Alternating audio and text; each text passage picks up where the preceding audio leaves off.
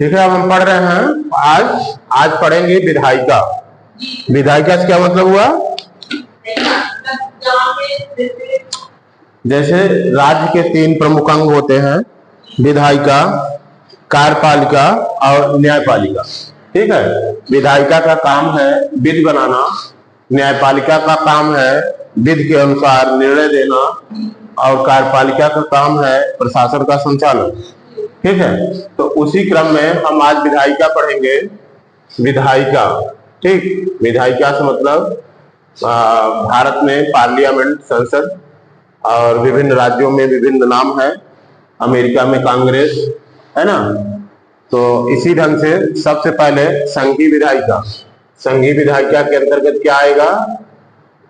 संघीय विधायिका मतलब संसद। ठीक है, अब संसद के अंतर्गत कौन कौन आएंगे? संसद के अंतर्गत, हाँ, संसद के अंतर्गत सब आएंगे। राष्ट्रपति, बिना राष्ट्रपति के संसद पूरा ही नहीं हो सकता, क्योंकि राष्ट्रपति के हस्ताक्षर से ही कोई कानून बनता है। ठीक है, और लोकसभा, लोकसभा मतलब निम्न सदन। ठीक है, लोकसभा में जनता का प्रतिनिधित्व होता है, जनता का प्रतिनिधि। ठीक है, ये जनता का प्रतिनिधि होते हैं इसमें सदस्य। फिर इसके बाद है राज्यसभा। ठीक, तो राज्यसभा मतलब, राज्यसभा ये राज्यों का प्रतिनिधित्व होता है, राज्यों का प्रतिनिधि। ठीक है, ये राज्यों का प्रतिनिधि होता है, अर्थात यहाँ के सदस्यों का चुनाव किसके द्वारा होता है? विधानसभा के सदस्यों द्वारा। ठीक, इसके बाद है राज्य विधायिका। राज्य विधायिका के अंतर्गत जिस भारत में राज्य विधानमंडल कहा जाता है, क्या? राज्य विधानमंडल। और किसी किसी राज्य में केवल विधानसभा है, विधानसभा, और किन्हीं राज्यों में विधानसभा और विधान परिषद भी है, विधान परिषद।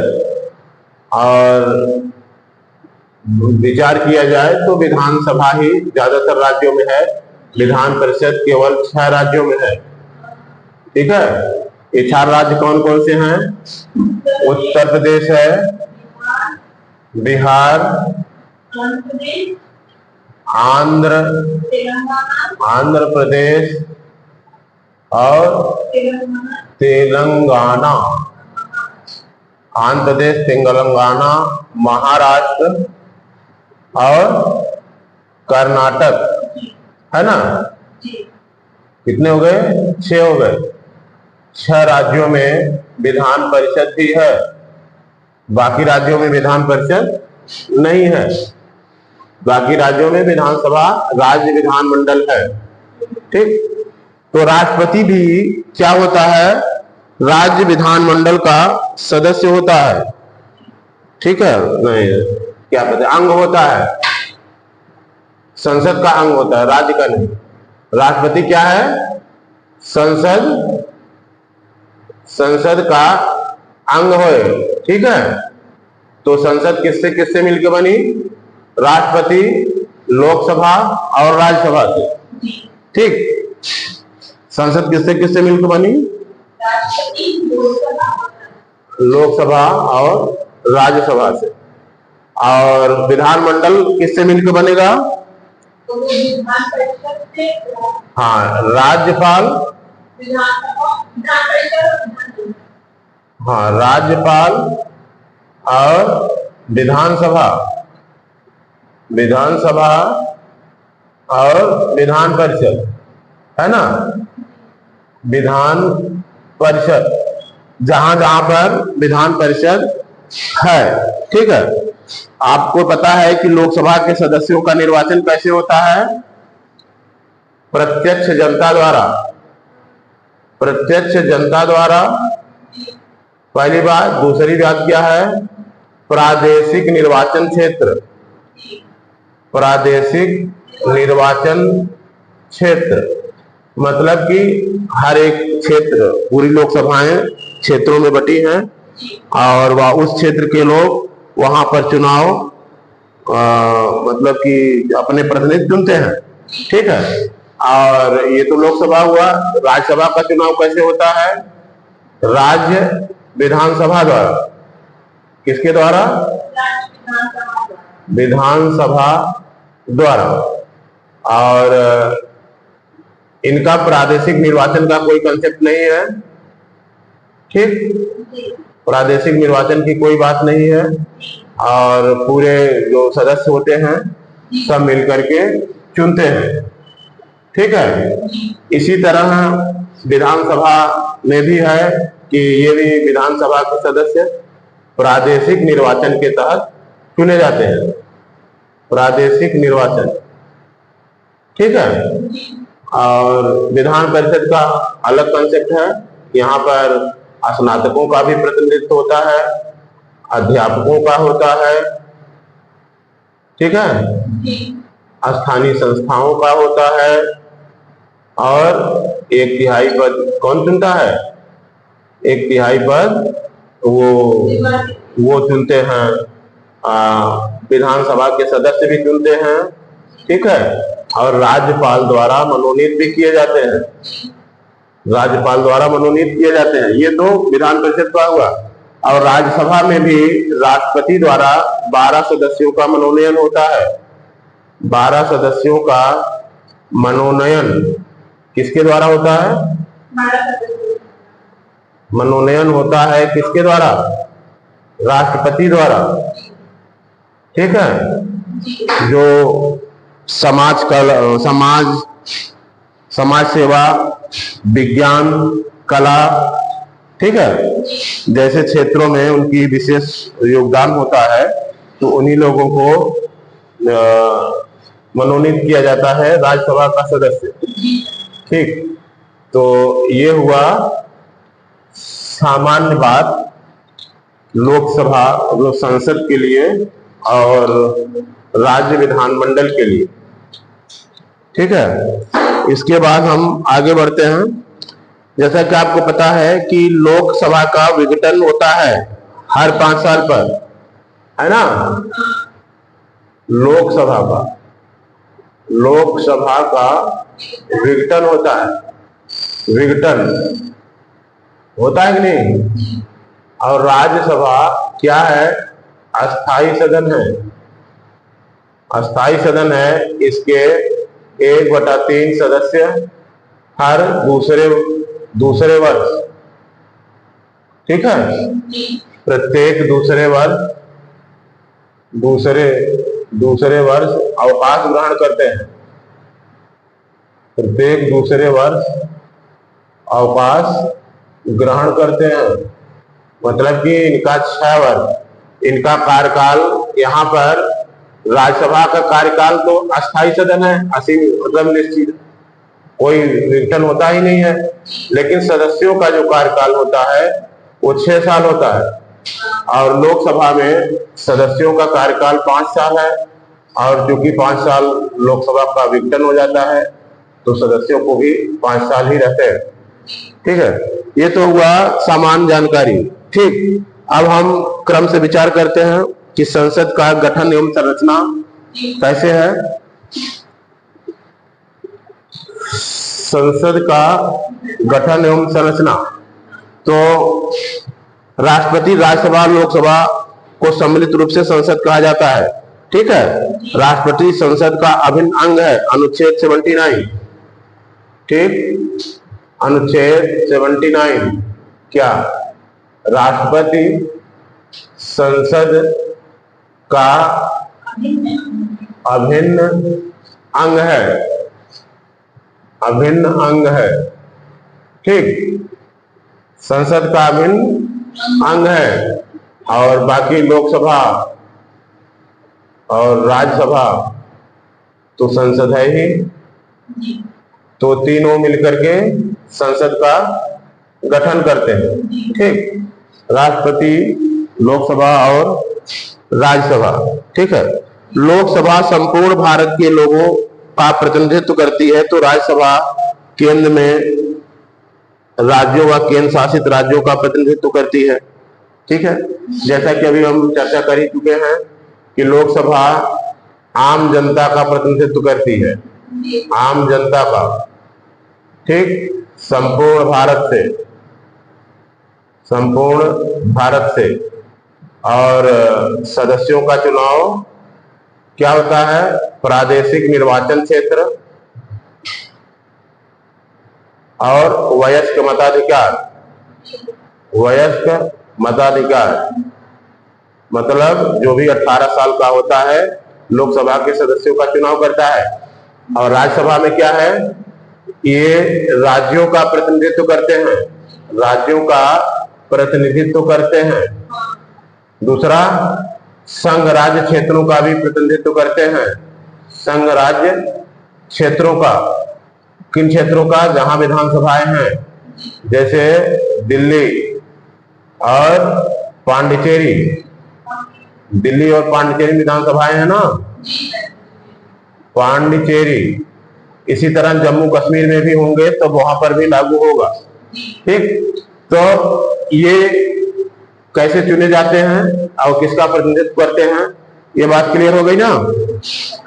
और संसद के उच्च सदन अर्थात राज्यसभा राज्यों का समान प्रतिनिधित्व नहीं है। देखिए कुछ देश में, यहां पर थोड़ा सा कंसेप्ट की समझने की बात है कि राज्यों का प्रतिनिधित्व, अभी हम अमेरिका का उदाहरण लेते हैं। कहां का, अमेरिका का। ठीक, अमेरिका में चाहे राज्य छोटा हो या बड़ा हो, सीनेट में सबको बराबर प्रतिनिधित्व है। सीनेट क्या है वहां का, उच्च सदन है ना, तो मतलब वहां की राज्यसभा कह सकते हो। ठीक है, तो उच्च सदन में ही राज्यों को प्रतिनिधित्व होता है। तो अमेरिका में चूंकि 50 राज्य हैं तो सीनेटर कितने हो गए, सीनेटर वहां 100 हो गए। प्रत्येक राज्य 2 सीनेटर हैं, प्रत्येक राज्य 2 सीनेटर हैं। ठीक, या अगर संख्या बदली भी होगी तो यहां केवल हमें यह सिद्ध करना है कि वहां, कहां, अमेरिका में उच्च सदन में राज्यों को क्या, राज्यों को समान प्रतिनिधित्व है, समान प्रतिनिधित्व है। ठीक है, कहां, अमेरिका में, चाहे छोटा राज्य हो चाहे बड़ा। लेकिन हमारे भारत में क्या है,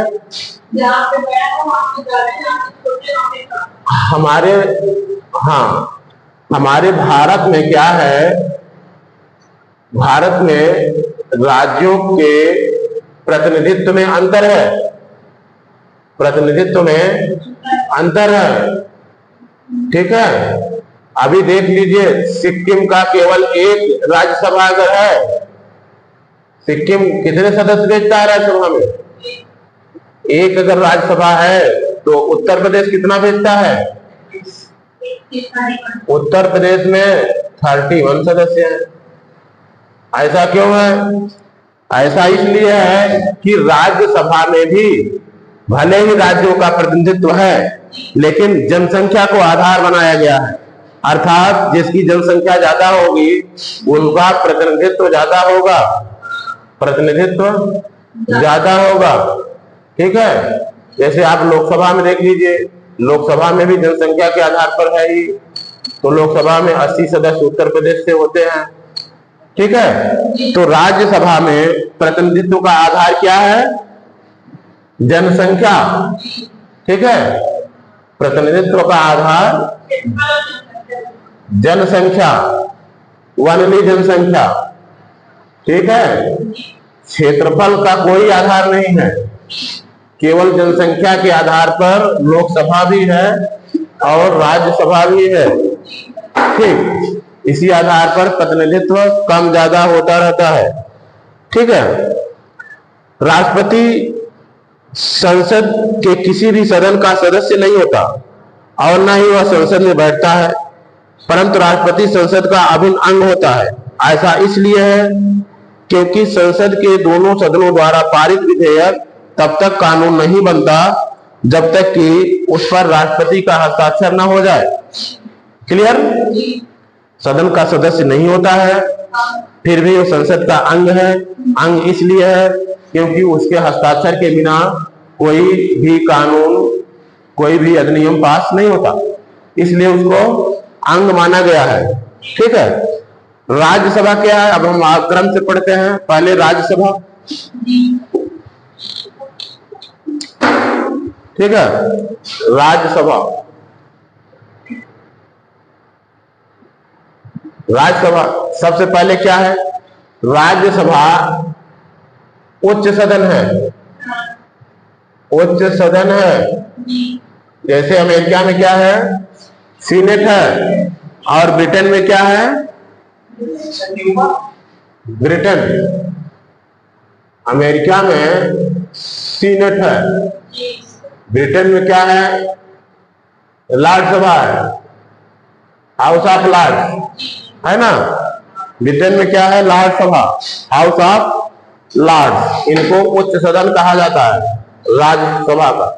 राज्यसभा भारत में किसका प्रतिनिधित्व करता है? राज्यों का। ठीक है। तो भारतीय संविधान के अनुच्छेद 80 राज्यसभा के गठन का प्रावधान करता है। ठीक है। कौन सा?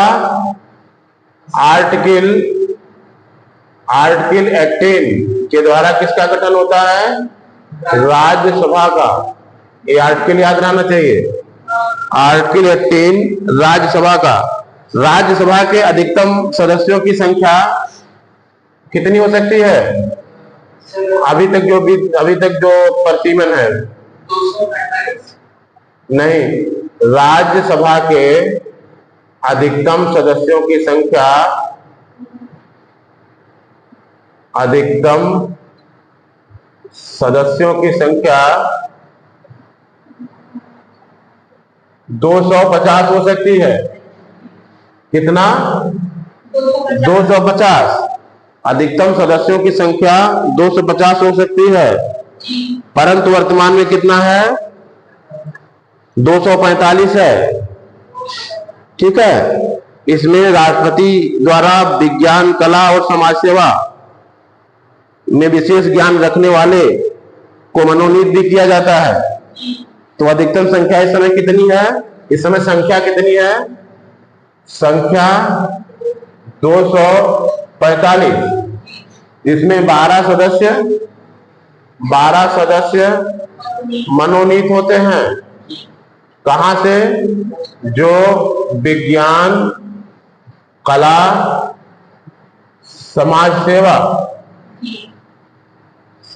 सेवा में जिनका विशेष ज्ञान हो और उपलब्धि हो। ठीक। समाज सेवा में विशेष ज्ञान और उपलब्धि है, विशेष ज्ञान रखने वाले हैं, उन्हीं को राष्ट्रपति मनोनीत करेगा। राष्ट्रपति मनोनीत करेगा। ठीक। राष्ट्रपति क्या करेगा? मनोनीत करेगा। ठीक है। शेष जो इसके अलावा 12 अगर आप निकाल दो तो कितने बचते हैं? 238। 238 12 कितने होंगे? 238 12 कितने होंगे?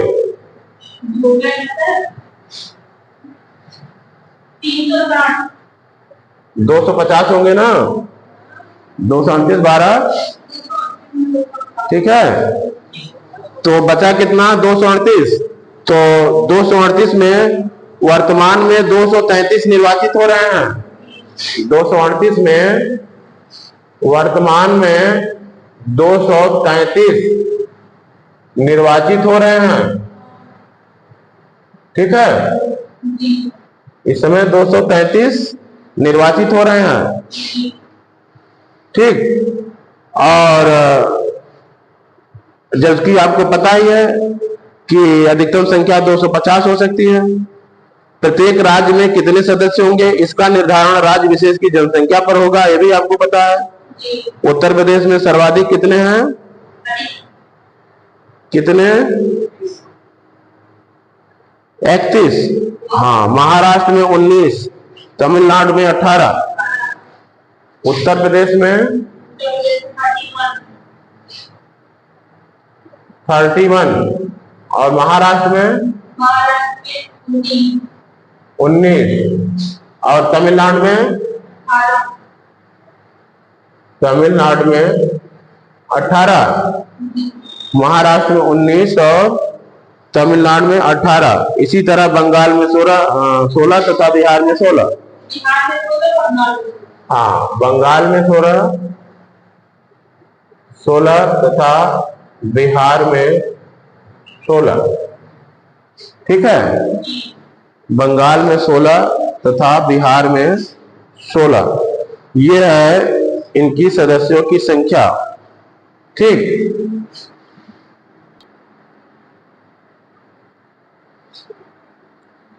राज्यसभा के सदस्यों का निर्वाचन, ये अगला पॉइंट है। निर्वाचन कैसे होता है, इनका निर्वाचन होता है आनुपातिक प्रतिनिधित्व पद्धति एकल संक्रमणीय मत के आधार पर, जिसका वर्णन आपको लोक प्रतिनिधित्व अधिनियम 1951 में विस्तृत रूप से मिलेगा। ठीक है, विस्तृत रूप से मिलता है। ठीक, इनमें लोकसभा से कैसे अलग है? लोकसभा में क्या होता है, लोकसभा में प्रादेशिक क्षेत्र होता है, पहली बात, ये राज्यसभा में नहीं होता। ठीक है, और दूसरी बात कि लोकसभा में जितने उम्मीदवार होते हैं, लोकसभा में जो सबसे अधिक मत पाएगा वो विजयी होता है। ठीक है, जो सबसे अधिक मत पाएगा। ठीक, और वहां पर एक व्यक्ति एक ही मत देता है, और यहाँ पर वरीयता क्रम में मत दिया जाता है राज्यसभा में। ठीक, और राज्यसभा में मतदान कौन करता है? मतदान करते हैं राज्य विधानसभा के सदस्य। ठीक है, मतदान करते हैं राज्य विधानसभा के सदस्य। भारतीय संविधान के अनुच्छेद 84 के अनुसार राज्य विधानसभा के निर्वाचित सदस्यों द्वारा राज्यसभा के सदस्यों का चुनाव होता है। किसके द्वारा? अनुच्छेद 84 के अनुसार राज्यसभा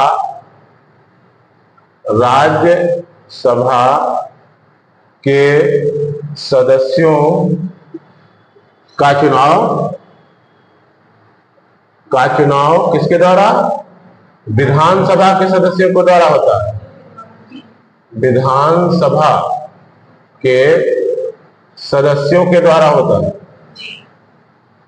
विधानसभा के सदस्यों के द्वारा होता है इनका चुनाव। ठीक है, ये मनोनीत नहीं किए जाते, चयन होता है, उनका चयन होता है। ठीक है, अब राज्यसभा के सदस्यों की अर्हता क्या है? अनुच्छेद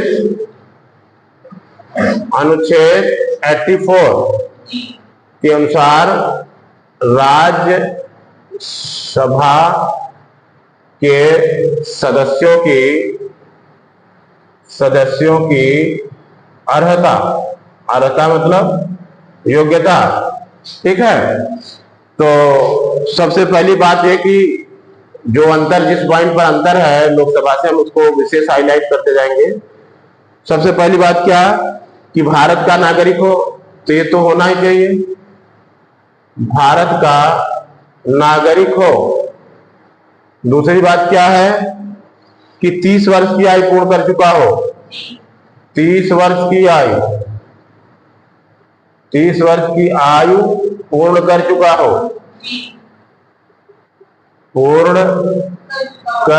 हो, ठीक है। जबकि लोकसभा में क्या है, 25 वर्ष की आयु है। लोकसभा में 25 वर्ष की आयु है और राष्ट्रपति के लिए 35 वर्ष की आयु है ना। किसी लाभ के पद पर न हो, किसी लाभ के पद पर न हो, किसी लाभ के पद पर न हो। जैसा कि आपको पता भी है कि ये मंत्री जो होते हैं लाभ का पद नहीं है ना, और ये सदस्य अगर हैं तो विधानसभा वगैरह के, तो ये भी लाभ का पद नहीं है, तो ये सब लाभ के पद नहीं है ना, तो मतलब इन पर रह सकते हैं। ठीक, विकृत मस्तिष्क का न हो, क्या विकृत ना हो, मस्तिष्क का ना हो मतलब पागल ना हो, मस्तिष्क का, विकृत मस्तिष्क का ना हो, मस्तिष्क का ना हो। ठीक है, मतलब पागल, दिवालिया ये सब नहीं होना चाहिए। ठीक है, यदि संसद विधि द्वारा कुछ अर्हता निर्धारित करे तो वह जरूरी है कि उम्मीदवार उसे धारण करे। अगर ऐसा संसद कुछ और अर्हता निर्धारित करती है तो उम्मीदवार को धारण करना होगा। ठीक है, अब अगला प्रश्न यह है कि राज्यसभा का कार्यकाल, सदस्यों का कार्यकाल है ना, तो कार्यकाल कितना हो सकता है?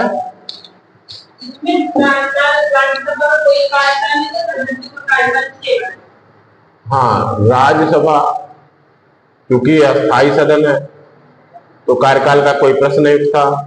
अब इनके सदस्यों का कार्यकाल ये कितना होता है? 6 वर्ष होता है।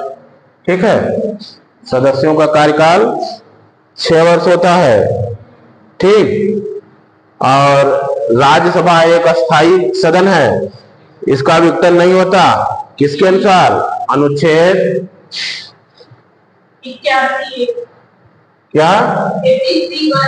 हाँ, 83(1) अनुच्छेद 83(1) के अनुसार राज्यसभा अस्थायी सदन है, इसका विघटन नहीं होगा। राज्यसभा के सदस्यों का कार्यकाल निश्चित होता है, मतलब वो 6 वर्ष रहते हैं और प्रत्येक 2 वर्ष पर 1/3 सदस्य सेवानिवृत्त हो जाते हैं तथा उनसे नए सदस्यों का निर्वाचन हो जाता है। ऐसी व्यवस्था कहाँ है? प्रत्येक 2 वर्ष में क्या होगा? 1/3 सेवानिवृत्त हो जाएंगे और पुनः 1/3 चुन लिए जाएंगे। ठीक है, इसलिए नवीनीकरण होता रहता है। ठीक है, ये 83 एक की व्यवस्था है ना, 83 एक। फिर राज्यसभा के पदाधिकारी कौन कौन से होते हैं? अब ये तो हो गया राज्यसभा के, अब इसमें पदाधिकारी भी होते हैं ना राज्यसभा में। राज्यसभा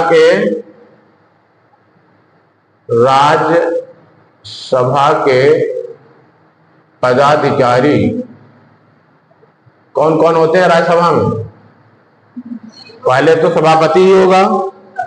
ठीक है, राज्यसभा में पदाधिकारी कौन कौन से होते हैं?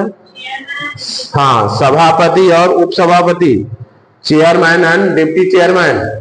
ठीक है, चेयरमैन एंड डिप्टी चेयरमैन, तो सभापति और उप सभापति। ठीक है, चेयरमैन, ठीक, चेयरमैन एंड डिप्टी चेयरमैन।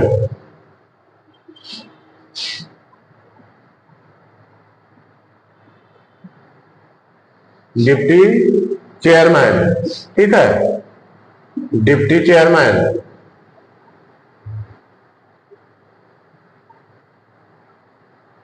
ये 2 होते हैं। आपको पता है सभापति कौन होता है राज्यसभा का? भारत का उपराष्ट्रपति राज्यसभा का पदेन सभापति होता है। ठीक है, आर्टिकल 89, अनुच्छेद 89 क्या? भारत का उपराष्ट्रपति राज्यसभा का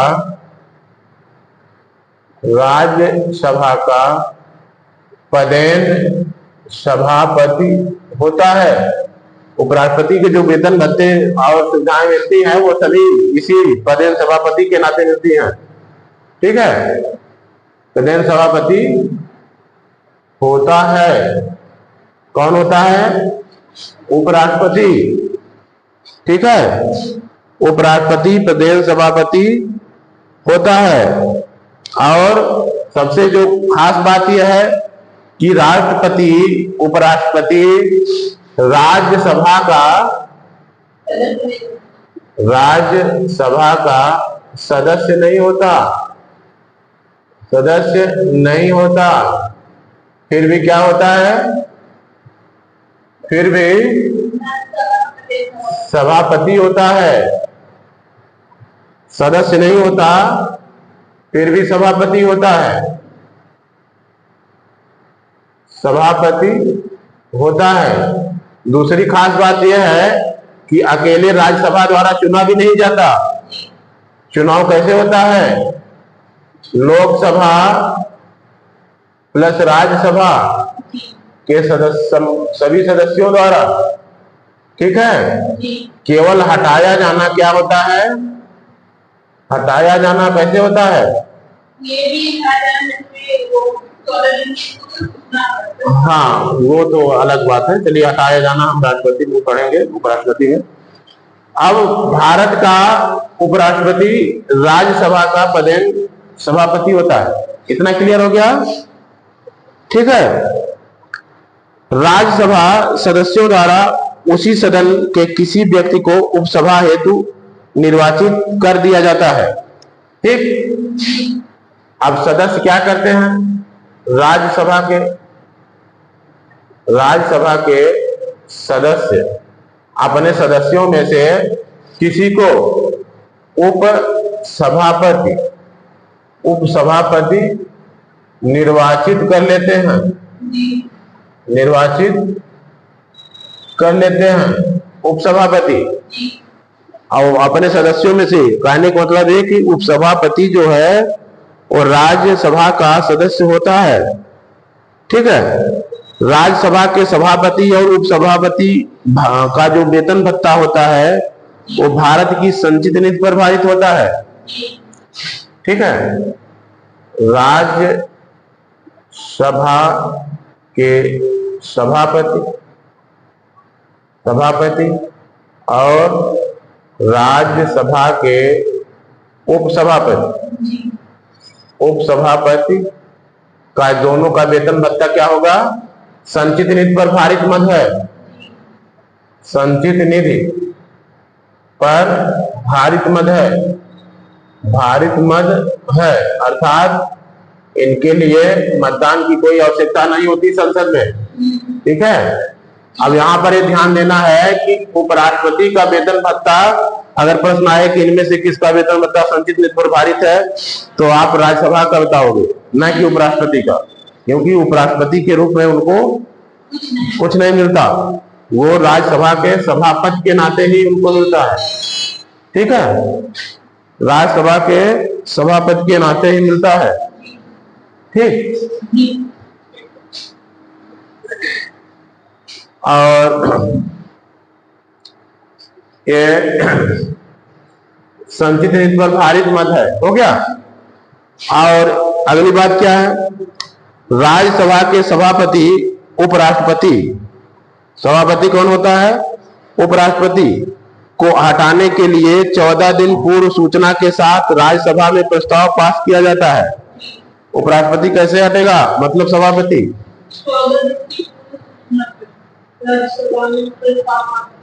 हाँ, 14 दिन की पूर्व सूचना होगी,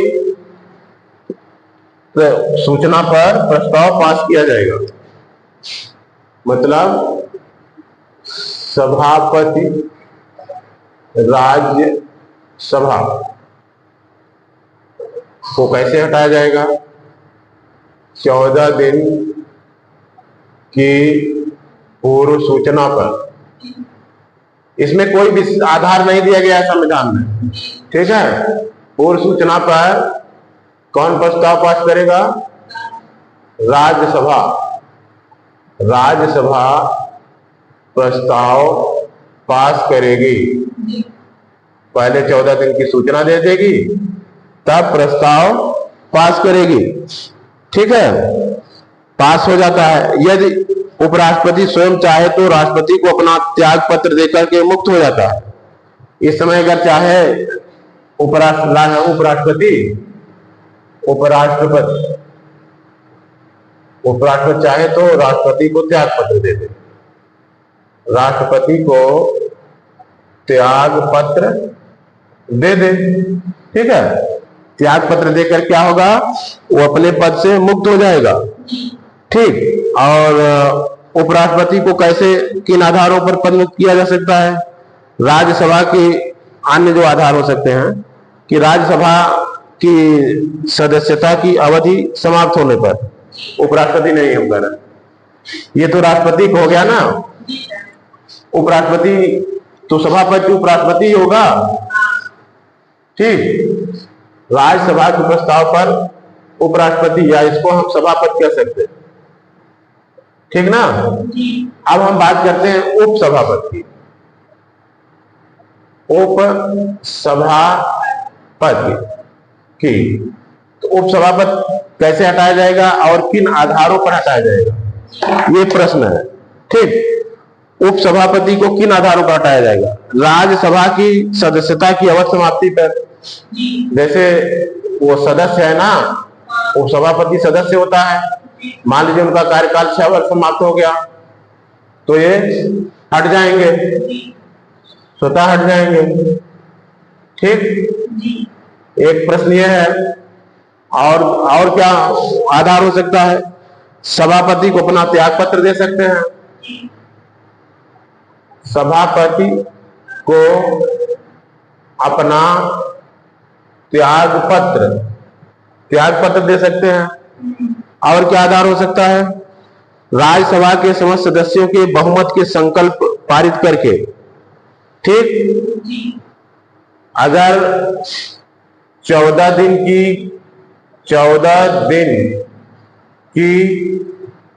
पूर्व सूचना के साथ जो राज्यसभा के सदस्य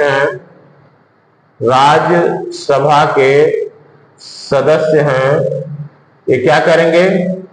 बहुमत से संकल्प पारित कर देंगे, संकल्प पारित करेंगे बहुमत से, तो भी उपसभापति हटाया जा सकेगा राज्यसभा का। ठीक है, तो ये हो गया उपराष्ट्रपति को कैसे हटाया जाएगा। उपराष्ट्रपति को कैसे हटाया जाएगा। ठीक है, फिर इसके बाद है इनके अलावा एक पदाधिकारी और होता है राज्यसभा में, उसको क्या कहा जाता है? राज्यसभा महासचिव होता ना, होता ही नहीं? राज्यसभा महासचिव की नियुक्ति राज्यसभा के सभापति द्वारा की जाती है। कौन करता है नियुक्ति? सभापति अर्थात उपराष्ट्रपति। ठीक है, नियुक्ति द्वारा सभापति द्वारा की जाती है। यह सभापति का सदन का एवं सदस्यों के संसदीय कृत्यों और क्रियाकलापों संबंधी मामलों का सलाहकार होता है। किसका सलाहकार होता है? सभापति का। ये सभापति का सलाहकार होता है। किन मामलों में? महासचिव सलाहकार होता है सभापति का किन मामलों में?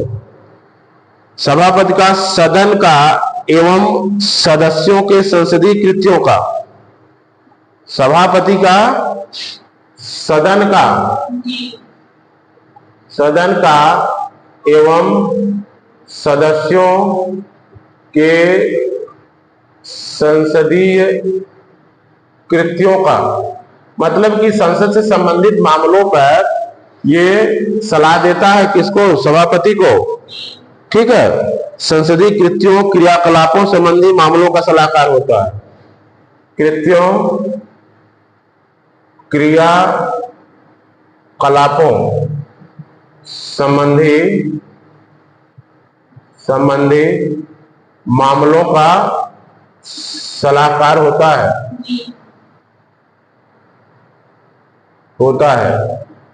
कौन? यही राज्यसभा का महासचिव। ठीक है, ये हो गया राज्यसभा का महासचिव। फिर इसके बाद हम थोड़ा सा विचार कर लेते हैं राज्यसभा की शक्तियां एवं कार्य। राज्यसभा की शक्तियां एवं कार्य। ठीक, राज्यसभा की शक्तियां एवं कार्य।